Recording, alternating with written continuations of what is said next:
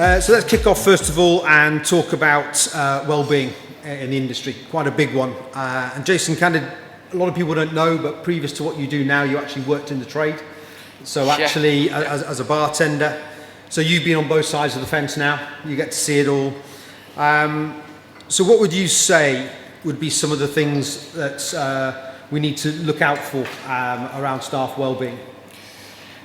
Obviously, there are a lot of things that we need to look at. But first of all, I think we need to look at one essential point, and that's that we all have changed, haven't we, in the past 2 years, you know, personally, surely professionally in so many ways as well. And businesses, you know, they have struggled over these years as well. So going actually into a new, like, post-COVID world, we need to adapt the systems that we had in place, even though if some of these systems were brilliant before, things have changed. Okay, so in the fast-paced industry that hospitality is, how do you think how can we make sure that this well-being is right at the top of that agenda and isn't just dropped because we've got to go out and serve customers? How can we look into that a bit better? I think, you know, the thing about hospitality is it's a very hard job. We all know it, or at least we assume, or we hear it a lot. Hospitality is hard. It is physically very challenging, but also mentally. Now, I think the most important way to figure out how challenging it is for people is just by being open and being human. And I think that's very important as a manager, or, you know, on top of your company, whatever, if it's in hospitality, but it's actually in every other trade as well. It's about being human and actually trying to figure out what your staff actually needs. And you can really accomplish that by, you know, using the right communication.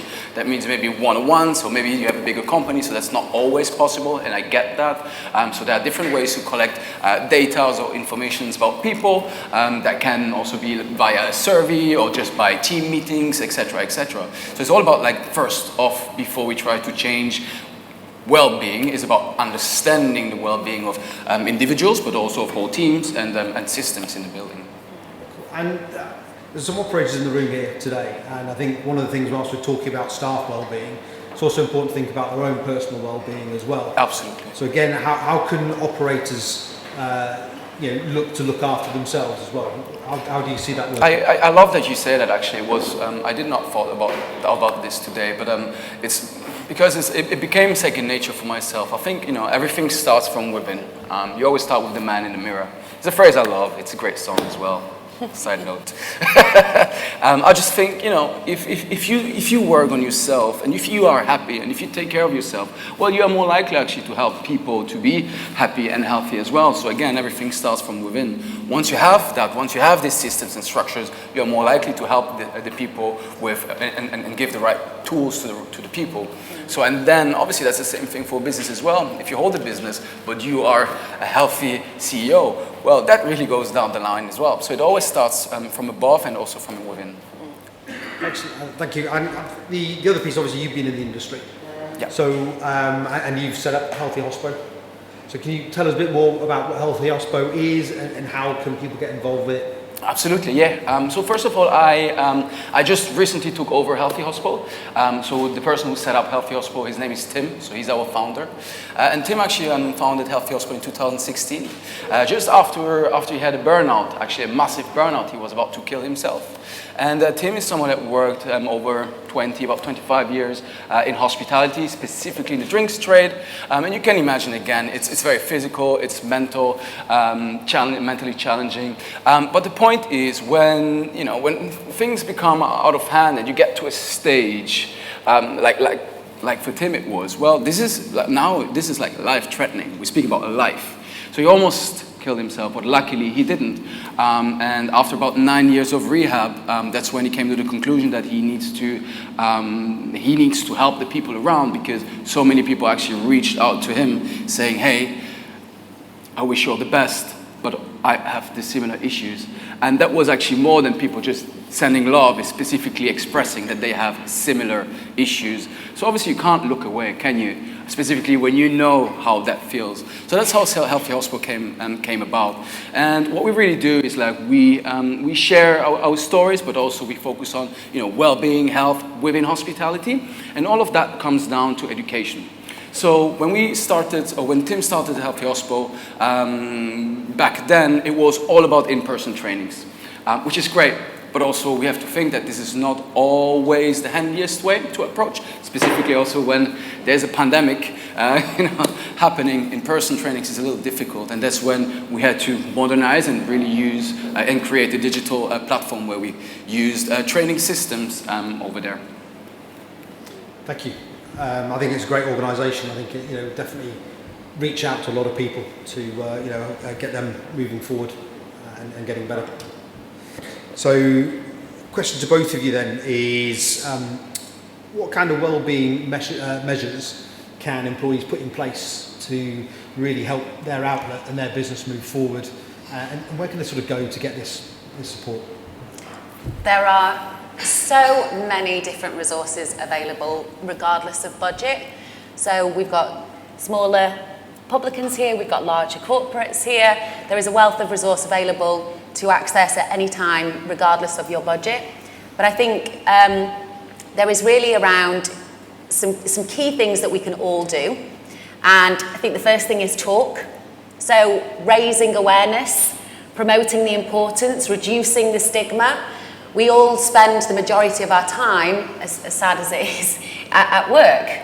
So actually it's a really important network and a really important place of comfort. People need to feel that they can bring their whole selves to work, no matter who they are. They need to feel comfortable, they need to feel invested, they need to be part of a team, part of a family, if that's your culture. So talking about and raising and promoting awareness around mental health and well-being, exactly as Jason said, around role modelling. In a lot of big corporations, there's this kind of vanity around working 20 hours a day, and I haven't slept in 3 weeks, and it's great, and that's really dangerous because it's not healthy. So role modelling is really, really important.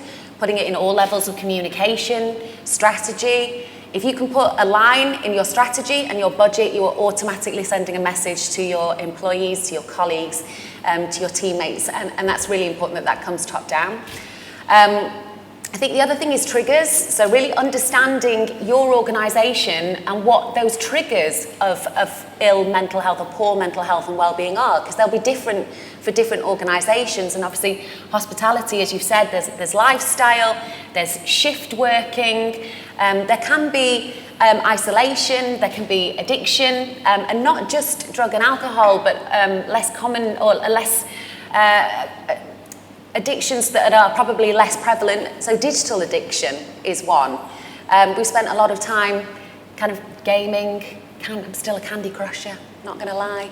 So there's digital addiction and things like that. So thinking about the different triggers in your organisation, whatever they are, and try and put things in place that are tackling those triggers and those causes, and that are really supportive.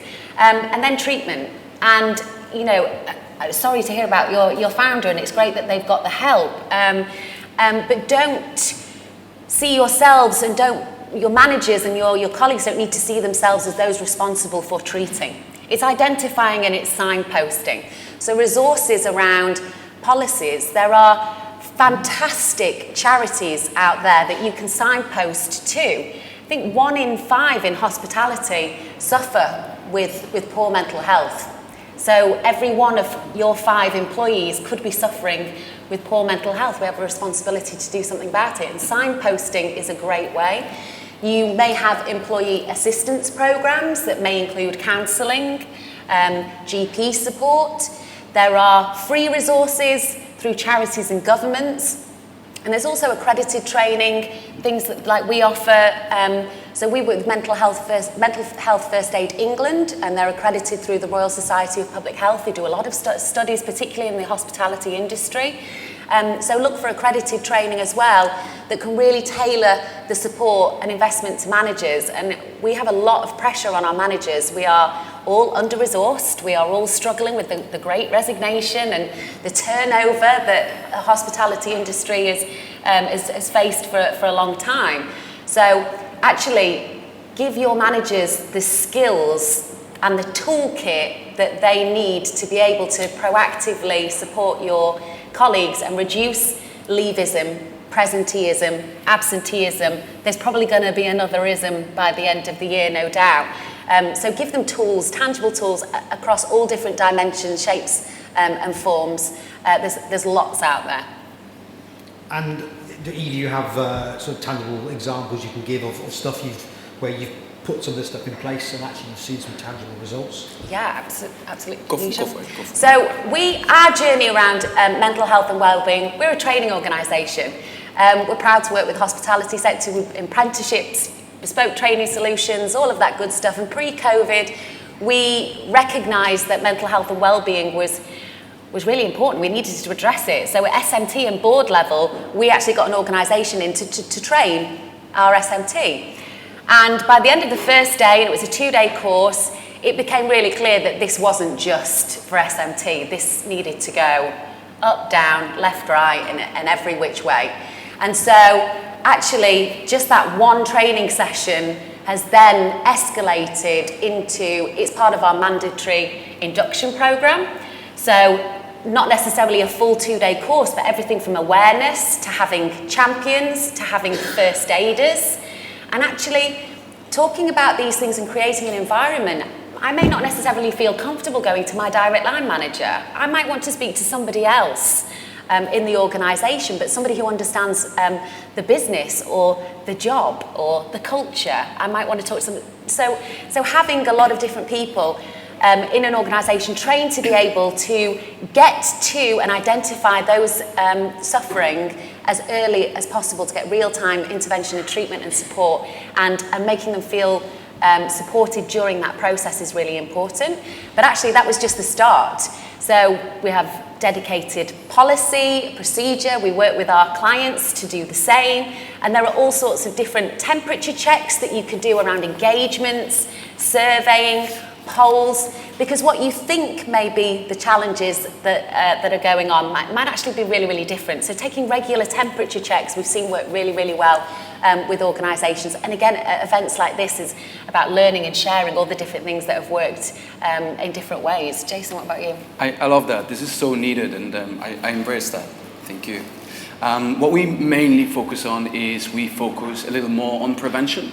So as much as it is important to speak about mental health, we in the first place don't want you to get to that stage.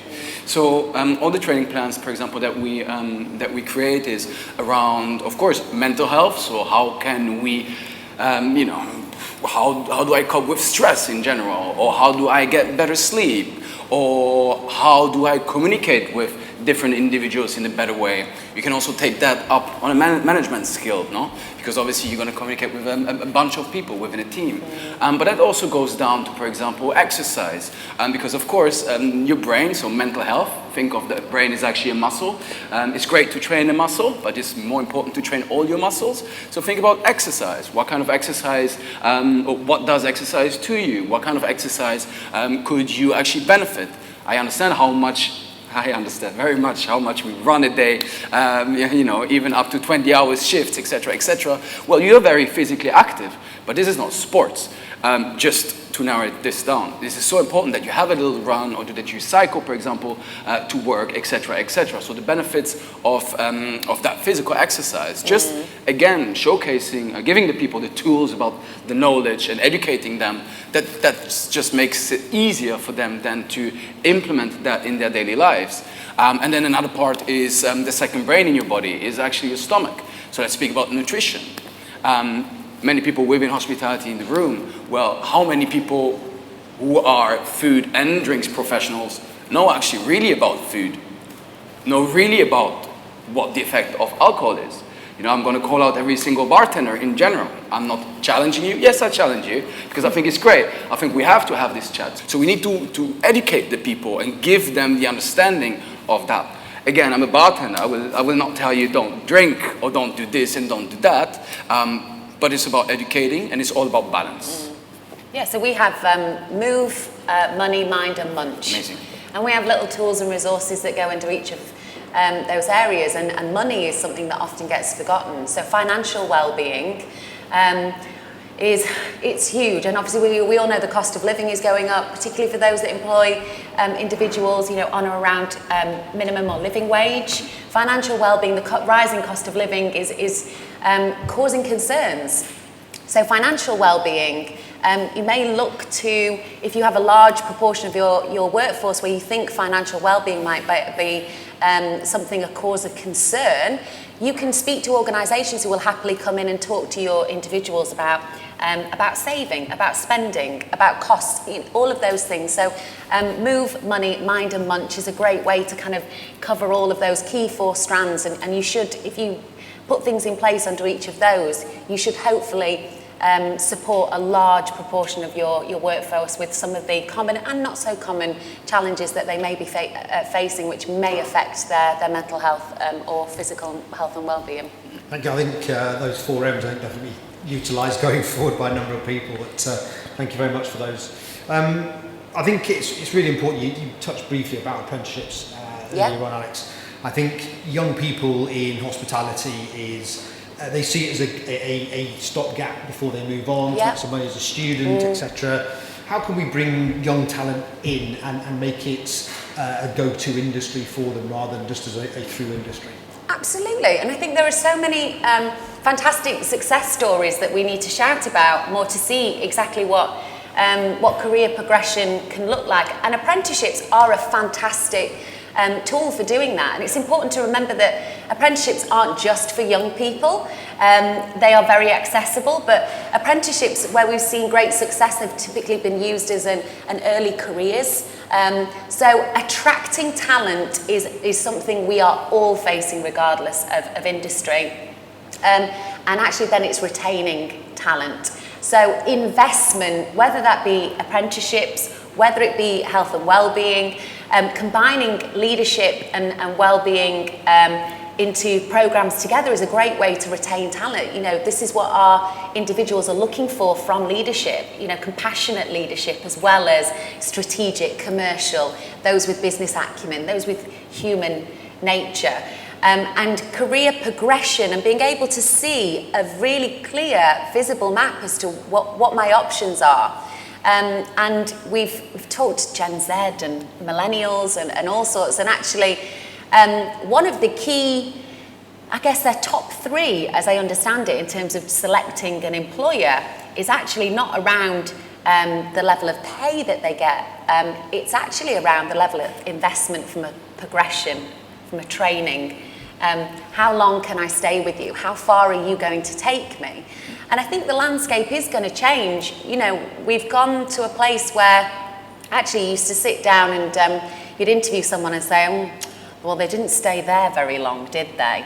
And it was a bad thing, career hopping. And actually, I think we're going to see more of that with the younger generation. So what do we do as employers to try and feel like hopping around the business is as good as hopping outside of the business? I think that's going to be a really important strategy that we as employers need to think about, because it's about variety, it's about variety in environment, in exposure to people, in exposure to challenges, as well as roles. So I think hopping around an organisation, no matter how big or small you are, is going to be a great way to attract and retain talent. So it's how do you articulate that in a simple infograph, in a simple video. Career planning and career progression at all levels is a really, really great way to do that. It's a fantastic example of the way you can retain and move talent through a business and keeping them interested, which I think for youngsters is probably one of the biggest things. Definitely, and they become invested. You want people with your DNA. And, you want to be able to spread that DNA and great culture and great practice. So you want to hold on to that as much as you possibly can. So moving on then, so talking about I&D has already been mentioned earlier on today, and that whole inclusion and diversity is a massive subject, and one that the hospitality trade probably needs to step up and help change. So again, how can outlets, how can businesses look at I&D and really bring it in? You got any ideas around how they would sort of look at doing that? Yeah. I mean, there are many ways. So my mom is East African, she's from Tanzania, but I was born in Switzerland, so I am mixed race, I come from an African background, but also from a very It's not European. It's specifically Swiss because we are not in Europe. Yeah. You know, like growing up, it was always I was most of the time the only mixed race person. Now over the years things have changed, but obviously it's never enough. How often do you see mixed race people from complete other sides of the world that actually need a bit of more inclusiveness? It doesn't really matter where they come from, and it doesn't really matter if they're in the first, second, or third generation. The only thing that really matters is that we all want to be treated equally, and also all have the same opportunities. And that also can, you know, go for gender as well. You know, why women don't have the same, you know, rights than men, etc., etc. Obviously. So how do you achieve that? Well, I think first of all, it's just being transparent about that and really actually pushing this forward and saying, hey, we stand for this.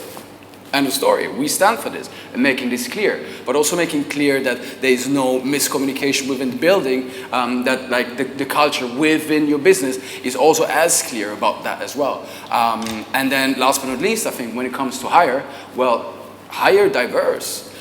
Because your business is going to benefit from that as well. Absolutely.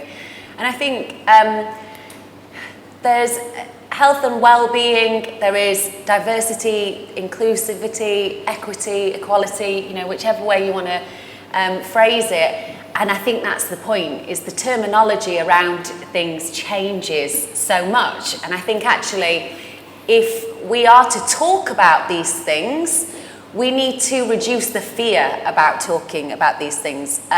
You know, take gender, take race, sexuality, LGBTQ+.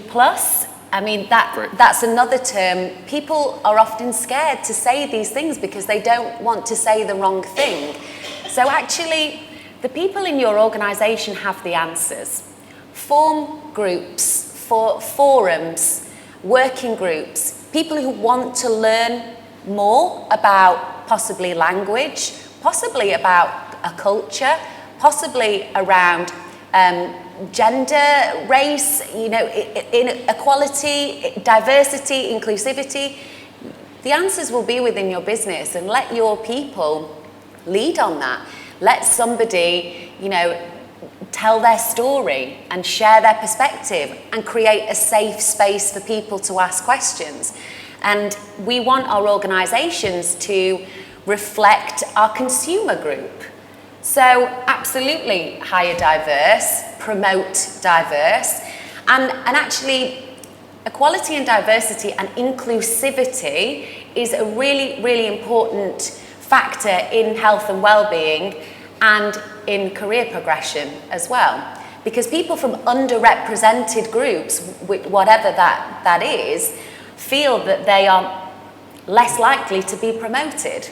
They are less likely to have career longevity, and they are more likely to suffer from poor mental health and well-being because of a lack of inclusivity. And at the end of the day, I know you may get that the bloke that comes in with his paper and he just comes in and has a pint on his own. But actually, if you look around, there's probably 10 people who've come in with their newspaper and had a pint on their own, and they end up talking together. So we are human, we are tribal, we thrive on connection, and allow your people to connect with each other and celebrate that diversity, and like Jason says, is promote it. Thank you, both of you. I think some really insightful pieces of information today. Just before we move on to our Q&A session, from each of you, top one, top two things you would say to our audience today. So if you could go away tomorrow, implement one or two things, what would we be looking to do? Jason? I think for me the most important thing, and that has to do with well-being, but also with diversity, and pretty much all the topics that we have spoken today, is they are actually fun. They are fun to talk about. So let's not keep them somewhere in the shadows, and let's make it more difficult than they actually are. Let's make it the other way around. Let's make it fun, let's make it approachable, because that's the only way that we get these things, you know, properly in the room, and then we can sort this out. So have fun with it and make it approachable for everyone else. Let people feel comfortable with that. Thank you. Alex? Yeah, I'd agree. I'd probably leave you with the 4 T's. So I'd say talk, so promotion and awareness. I'd say triggers, look at the causes and possible triggers of people who, whether that's health and well-being, whether that's because you're not attracting diverse or high-performing talent or you're not retaining talent. So talk, triggers, treatment. So if you don't have partnerships in place, look for partnerships to signpost and to get resource to support across career progression, EDI and health and well-being as well. And being biased, my last one is training. Train, train, train. Don't set your people up to fail. Invest in them, give them the skills, the knowledge, the behaviours that they deserve, because you will all benefit. We will all benefit, and your customers will too.